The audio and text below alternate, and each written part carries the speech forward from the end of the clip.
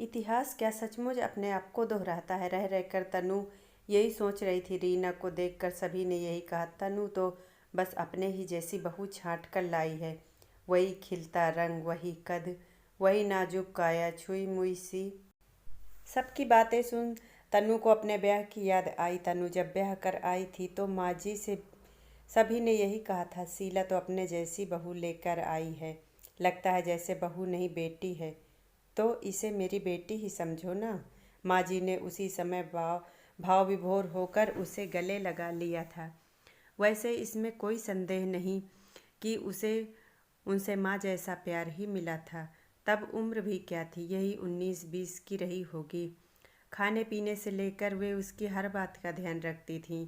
अब तो बेटियां ससुराल गई, यही मेरी बेटी और बहू भी, अक्सर उनके मुंह से यही निकलता था। माँ जी का वही स्नेहिल चेहरा आंखों के सामने घूम गया था। तभी बिमला जी की आवाज़ सुनाई दी, जाओ तनु, अब तुम भी कुछ देर आराम कर लो, शाम को फिर मेहमानों की विदाई का इंतजाम करना होगा तुम्हें। वैसे तो शादी का घर है, काम ही काम बिखरे हैं, पर तब तक मैं संभाल लूँगी। बिमला जी ने एक प्रकार से उसे अंदर कमरे में ही ढेल दिया था। पर पलंग पर लेटकर भी तनु अतीत में ही खोई रही। शादी के प्रारंभिक दिन एकदम से आंखों के सामने घूम गए थे। सचमुच घर भर की चहेती थी वह। महेश तो एकदम दीवाने थे उसके। कलकत्ते में अपना फ्लैट मिलते ही उसे ले गए महानगर, बड़े शहर की चकाचौंध सब कुछ देखने की कितनी चाह थी, पर छोटा सा एक कमरे का फ्लैट देखते ही मन कुछ बुझ सा गया था। यहाँ इस घर को कैसे सजाएंगे, यहाँ तो सामान भी पूरा नहीं आ पाएगा।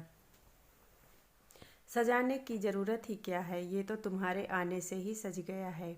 महेश ने उसे बाहों में भर लिया। कुछ दिन तो घूमने फिरने में ही निकल गए, पर महेश की छुट्टियां खत्म होने के बाद वह घर में उकताने लगी। क्या करे दिन भर, बार बार उसे मायके और ससुराल के लंबे चौड़े भरे पूरे मकान याद आते। कितने लोग थे, कब दिन गुजर जाता पता ही नहीं चलता। लंबा चौड़ा आंगन, बड़ा सा बगीचा, बड़ी सी खुली छत, लेकिन यहाँ तो आसमान का एक टुकड़ा तक देखना नसीब नहीं होता। कई बार उसने महेश से मकान बदलने की जिद की थी। तुम बात को समझते क्यों नहीं, यह महानगर है, बड़े मकान के लिए किराए भी उतने ही अधिक है। फिर मेरी समझ में नहीं आता कि तुम्हें तकलीफ़ क्या है। खैर धीरे धीरे वह इसके लिए भी अपने आप को तैयार कर लिया। इसी बीच ससुराल से खबर आई कि सास बीमार हैं। महेश और तनु दोनों ही मिलने के लिए तुरंत रवाना हो गए। देखो तनु, तुम्हारा पहला कर्तव्य माँ के प्रति है, इसलिए मैं चाहूँगा कि तुम उनका पूरा ध्यान रखो। किन्हीं भावुक क्षणों में महेश के मुंह से निकला था यह वाक्य। और फिर माँ जी की भी जिद थी कि अभी और कुछ दिन तनु उनके पास रहे। उन्हें अकेलापन खलने लगा था। तनु रुक गई थी। माँ जी की तबीयत में अब थोड़ा सुधार था। कभी कभी बातों बातों में तनु के मुंह से निकल गया था, वहाँ कलकत्ते का मकान बहुत छोटा है, एक कमरे का, और माँ जी ने भी पता नहीं किस रो में आकर महेश को लिख भेजा था, अब बड़ा मकान ले लो तभी बहू को लेने आना। बेचारी का दम घुटता होगा एक कोठरी में। उसके बाद तो लंबे अरसे के बाद घर आए थे महेश, और तब से उखड़े उखड़े से ही रहने लगे। आखिर बात क्या है? मैंने तो आपके कहे अनुसार सबका ध्यान रखा। अब माँ जी की तबीयत भी ठीक है, मैं भी तैयारी कर लूँ। काहे की तैयारी? क्यों, मुझे साथ नहीं ले चलना है? नहीं, वह सकपका कर रह गई। और सुन लो, जब तक मैं बड़ा मकान नहीं ले लेता हूँ तब तक तुम्हें साथ लेकर जाऊँगा भी नहीं, क्योंकि वहाँ एक कोठरी में तो तुम्हारा दम घुटता है। ये कैसी बातें कर रहे हैं आप? तनु कुछ भी समझ नहीं पा रही थी। देखो, बात को घुमा फिरा कर कहने की आदत नहीं है मेरी, और जो भी कह रहा हूँ तुम भी समझ रही हो। अब जब तनख्वाह बढ़ेगी और मैं इस काबिल हो जाऊँगा कि बड़ा मकान ले सकूँ तभी तुम्हें ले जाऊँगा, और हाँ, अब आइंदा तुम्हें जो कुछ भी कहना हो साफ साफ ही कह दिया करो। क्या ज़रूरत थी माँ से यह कहलवाने की? वह ना कुछ समझ पा रही थी और ना कुछ कह पा रही थी। माँ जी ने तो शायद अपना अतिरिक्त स्नेह दिखाने के लिए यह सब लिख दिया होगा, पर महेश उन बातों को उल्टा समझ रहे थे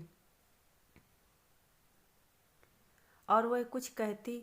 इसी बीच माँ जी फिर कह गई थी, बहू का पाँव भारी है, वहाँ अकेले इसे कौन संभालेगा? मैं भी तो यही कह रहा हूँ। दो टूक उत्तर दे महेश चले भी गए थे। इसके बाद तो जय के जन्म के बाद एक लंबा सिलसिला चलता रहा। कभी बच्चा छोटा है तो कभी कुछ और। फिर इसी बीच नंदोई जी का आकस्मिक निधन हो गया और उनकी दोनों बेटियां शुभ्रा और आभा तनु के पास आकर पढ़ने लगी। फिर ससुर जी नहीं रहे और एक तरह से ससुराल का सारा दायित्व ही तनु पर आ गया। माँ जी का दायित्व और शुभ्रा आभा भी। सारी जिम्मेदारियां कुशलता से निभा रही थी वह।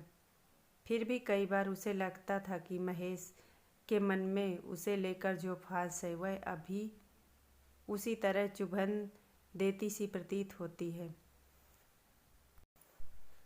बड़ी जीजी के बेटे की शादी में जब तीनों बड़े जीजा अपनी अपनी पत्नियों की तारीफों के पुल बांध रहे थे तो मंझले जीजू ने गर्मजोशी में कहा था, भाई अनु तो मेरे सुख दुख की भागीदार रही है और ख़ास तौर पर उन दिनों की जब मेरी थोड़ी सी आमदनी थी, पर इसने कभी चेहरे पर सिकन नहीं आने दी।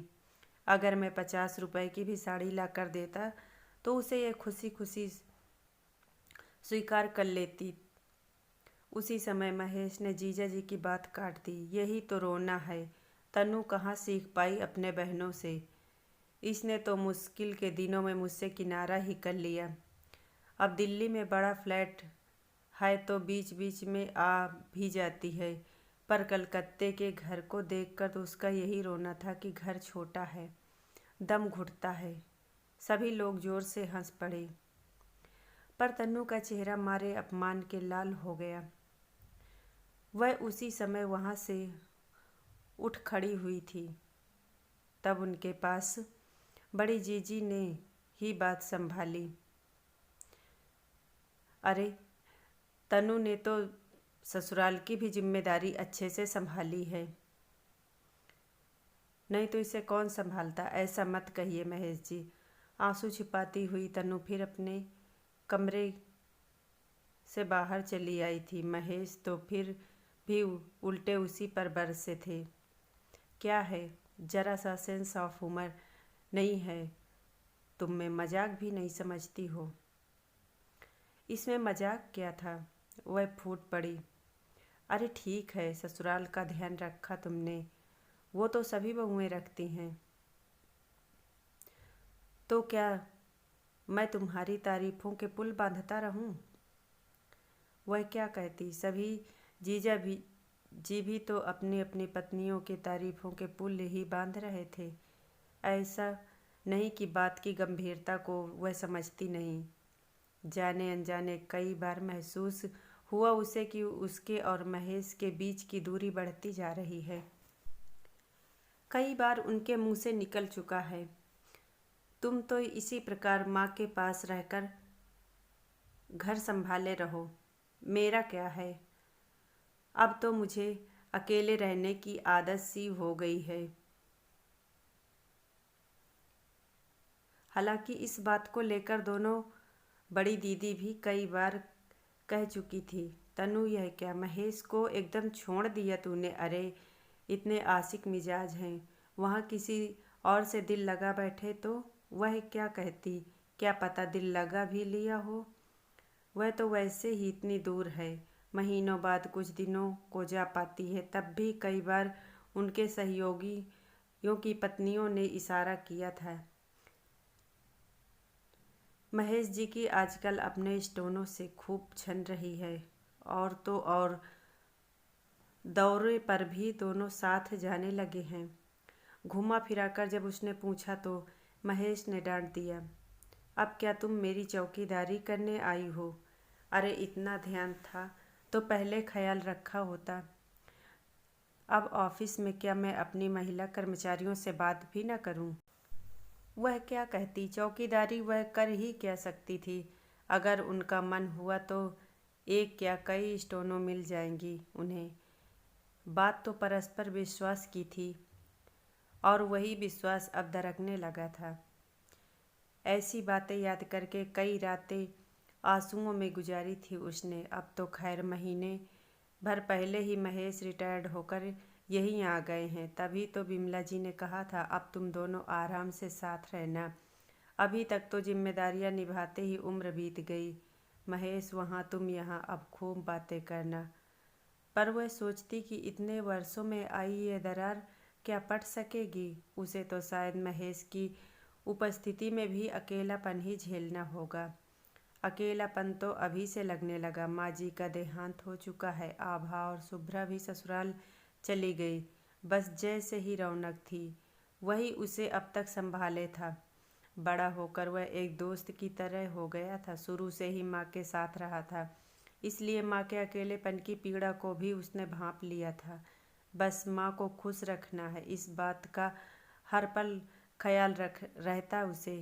तभी तो शादी के समय भी उसने यही कहा, माँ बहू तुम्हें पसंद करनी है जो तुम्हें समझ सके, तुम्हारा अकेलापन दूर कर सके। और तब वह हंसकर रह गई थी, तूने मुझे इतना सम्मान दे दिया, यही क्या कम है बेटे। फिर कंठ भर्रा गया था। जय की भी तो अगले महीने फ्लाइट है। कितनी जिद की थी उसने विदेश जाने की। महेश तो तैयार हो गए थे, पर वह बड़ी मुश्किल से अपने आप को तैयार कर पाई थी। बेटे को कभी अपने से दूर नहीं किया, अब हजारों मील दूर। पर क्या करे, उसके भी तो करियर का सवाल है। तभी हल्की खटर पटर से त्रंदा टूटी। जय ही था, अरे माँ मैं तो इतने धीरे से सामान निकाल रहा था, फिर भी तुम्हारी नींद टूट गई। अब उठना ही तो है, मेहमान लोग जाएंगे, उन्हें भी देखना है। हाँ माँ, पर मैं तुम्हें अकेले नहीं होने दूंगा। पता है अभी अभी मैं रीना से यही कह रहा था कि वह यहीं तुम्हारे पास रहकर अपनी इंटर्नशिप करेगी ताकि तुम्हारा भी मन लगा रहे। नहीं बेटे, बीच में तनु ने उसकी बात काट दी। मैं बहुत सोच समझकर फैसला किया है कि तुम दोनों साथ ही लंदन जाओगे। रीना भी वहाँ कोई नौकरी कर लेगी। कैसी बातें कर रही हो माँ, वहाँ कैसे एडजस्ट होगी? अभी तो मेरे ही रहने का बंदोबस्त नहीं, फिर तुम यहाँ अकेली। मेरी चिंता छोड़ बेटे, आखिर रीना मेरी बहू है, मेरा ख्याल देर सवेरे रख ही लेगी। पर अभी तुम दोनों का साथ रहना जरूरी है, क्योंकि कई बार ये दूरियां इतनी बढ़ जाती हैं कि उनका पटना मुश्किल हो जाता है। उनका गला फिर भर्रा गया। जय अवाक होकर माँ को देख रहा था। कहानी को लाइक कर देना, चैनल को सब्सक्राइब कर देना और अपने फ्रेंड्स और फैमिली के साथ शेयर ज़रूर करें। धन्यवाद।